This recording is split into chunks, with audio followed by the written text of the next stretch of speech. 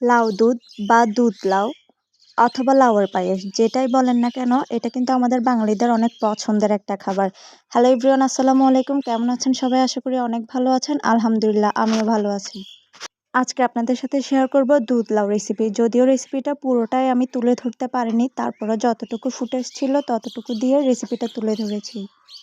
প্রথমে একটা হাঁড়িতে দিয়ে দিয়েছি 1 টেবিল চামচেরও বেশি ঘি, তারপর দিয়ে দিয়েছি কাঠবাদাম, কাজু বাদাম ও কিশমিশ, 2টো এলাচ ও 2টো তেজপাতা। সবকিছু ঘিয়ের মধ্যে একটু ভেজে নেওয়ার পর এখানে দিয়ে দিব লাউ।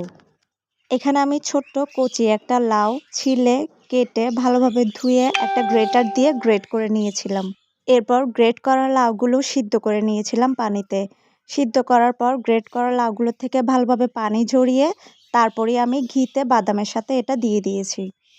এরপর লাউগুলো ভালোভাবে ঘি ও বাদামের সাথে মিশিয়ে নিয়ে আস্তে আস্তে করে পানিটা শুকিয়ে নিব। পানিটা টেনে এলে এখানে আমি 1/2 কেজির চাইতেও বেশি দুধ অ্যাড করে দিব।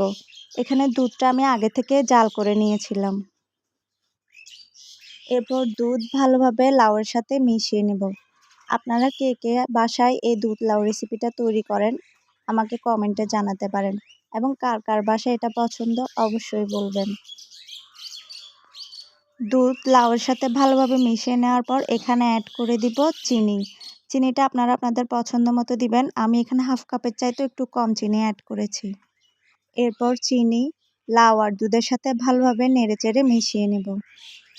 এরপর আমরা অপেক্ষা করব চিনিটা ভালোভাবে মিশে যাওয়ার জন্য আর দুধটা ফুটে ওঠা পর্যন্ত।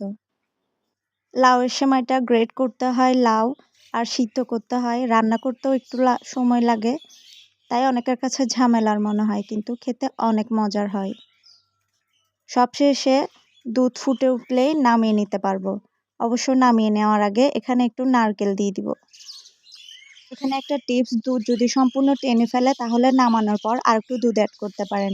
যারা এতক্ষণ সাথে ছিলেন সবাইকে অসংখ্য ধন্যবাদ। আল্লাহ হাফেজ।